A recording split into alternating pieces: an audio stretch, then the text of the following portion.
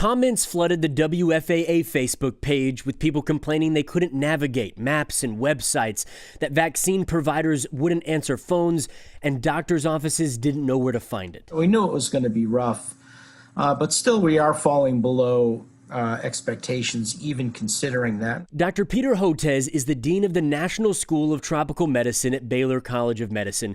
He says the vaccine rollout is going too slowly because of a lack of planning. It's the story of our COVID response: fragmented, very heterogeneous, uneven, and we can't afford it this time around. The state's main vaccine page says in big red letters, providers should vaccinate the 1B group, including people 65 and up or with health conditions.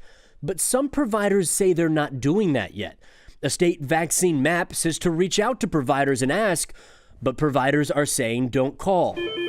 We don't want to reproduce for vaccines the mess we've already had for diagnostic testing, where people are still a year into this, still waiting in line for hours. We've been asking state health officials for an interview for weeks, but they say they're not available. Hotez believes the restrictions around different groups should be opened up, and massive vaccination hubs should replace pharmacies. I think that's really important, especially important in low-income neighborhoods, which are pharmacy deserts. And so how do we get vaccines out to those groups? With Texas deaths, hospitalizations, cases, and the positivity rate all near or at record highs, vaccinations are the only lifeline, and they're staying out of reach for many. Right now, we're so backed into a corner, we have no choice but to vaccinate our way out of this. In Fort Worth, I'm William Joy.